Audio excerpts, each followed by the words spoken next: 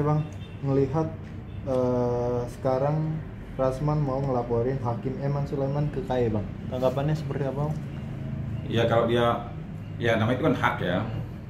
Saya kalau seandainya seseorang ya menggunakan haknya, ya saya tidak bisa melarang kan. Namanya hak, boleh digunakan, boleh tidak. Nah kalau namanya Rasman mau melaporkan itu karena itu haknya dia, ya saya tidak bisa.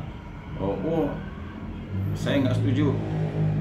Ya kalau dikatakan setuju nggak, ya tentu nggak setuju ya. Tapi itu kan haknya dia. Ya, haknya dia. Menurut dia bahwa ada putusan ini yang melampaui batas umpamanya, karena poin yang 5 itu dianggap ibaratnya saya dengar tuh kalau salah kalimatnya ini hakim berdukun gitu ya kan.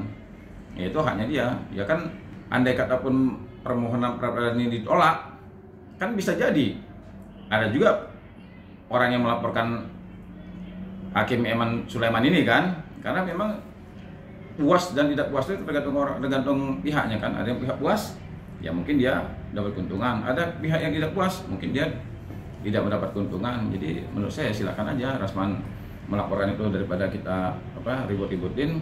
Toh juga laporan itu tidak akan mempengaruhi putusan kok. Apalagi saya meyakini putusan itu sudah benar gitu kan. Ada umpamanya ada poin yang menurut kita nggak benar, ya tinggal kita diuji lagi di pengadilan. Apakah putusan itu memang bisa melarang pihak kepolisian mengeluarkan sprindik baru atau tidak, ya uji aja di pengadilan lagi gitu. Jadi putusan diuji dengan putusan lagi gitu. Bang, tapi bisa-bisanya nih Bang, Hakim Eman Sulaiman dilaporkan Rasman ke KAY. Kira-kira motifnya apa sih, Bang, yang Abang lihat?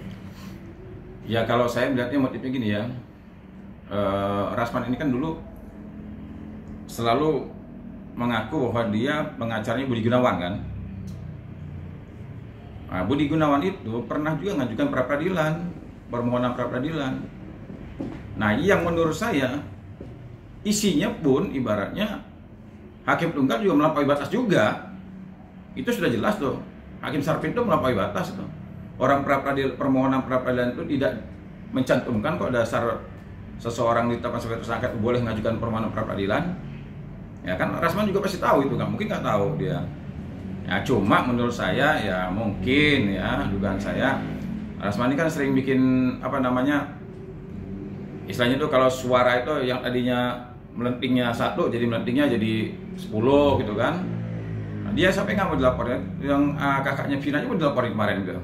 Biar rame barang ini kata dia. Ya mungkin dia suka dengan rame-rame ya. Kan sekali lagi ya, kita tidak bisa melarang orang ya. Saya juga tidak bisa terus Rasman ini begini-begini ya, saya nggak bisa juga.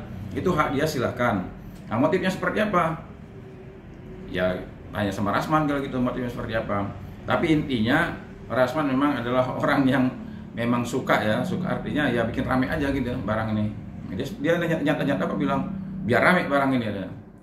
Sutradara film aja hampir mau dilapor juga sama dia kan, ya artinya menurut dia bisa dilaporkan ya dilaporkan gitu.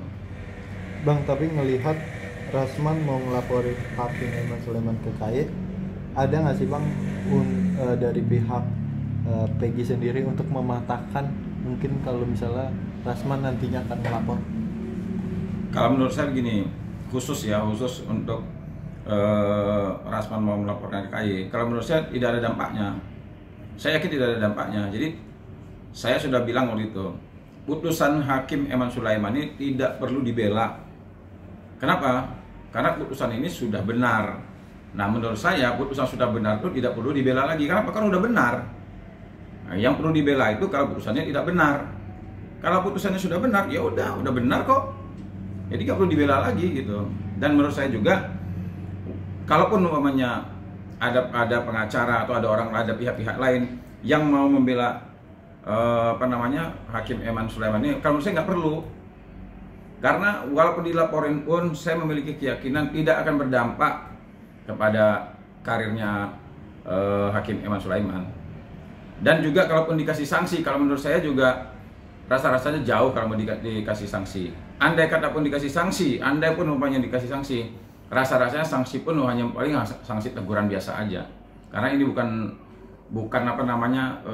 kesalahan fatal, bukan, dan masih masuk akal permintaan dari ini kan permintaan itu kan diajukan oleh penasihat hukum, dikabulkan oleh hakimnya, ya udah clear. Kenapa mesti dipermasalahkan lagi?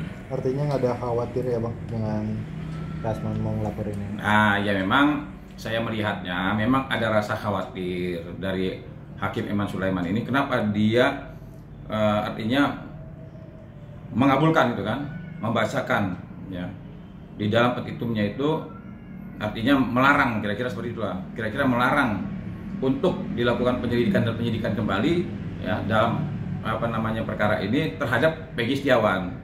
Ya itu mungkin dia mengkhawatirkan kalau seandainya tidak disebutkan dalam petitum seperti itu, khawatirnya Peggy Setiawan ini akan dijadikan tersangka lagi. Ya ini mungkin prediksi dia, wah ini akan bakal begini nih.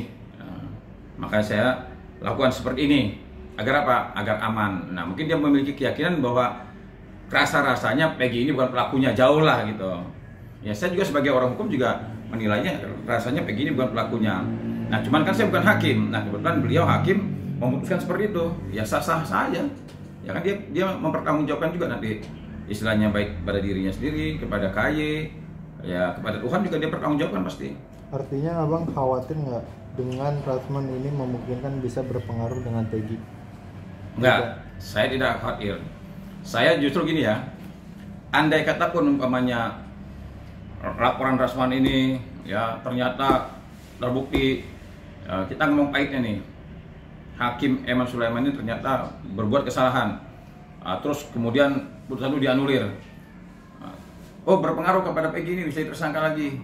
Saya meyakini ya, walaupun dikeluarkan sprindik baru, dilakukan penyelidikan dan penyidikan terhadap Peggy Setiawan yang di Cirebon, saya nggak yakin polisi bisa menemukan 2 alat bukti. Nah kemarin ini 3 alat bukti kata pihak kepolisian, dibawa ke pengadilan, gugur semua. Nah sekarang 3 alat bukti yang sudah pernah digunakan di persidangan pra-peradilan sudah tidak bisa lagi digunakan di dalam perkara baru. Nah bagaimana pihak kepolisian bisa mendapatkan 5 alat bukti? 3 sudah digugurin, sekarang mau nyari 2 lagi. Nah sekarang nyari 1 aja susahnya minta ampun. Nah sekarang kalau seandainya saya jadi Peggy, silakan aja Pak, kalau Bapak mau periksa, mau melakukan penyidikan lagi. Nah cuma kalau bisa, yang fair itu, andai kata pun pahit-pahitnya Peggy Setiawan yang dicoba jadi tersangka, jangan ditahan, tempur aja di pengadilan. Nanti pengacara Peggy Setiawan tempur sama jaksa, siapa yang menang, tapi jangan ditahan dia. Nah silakan aja Pak mau jadi tersangka.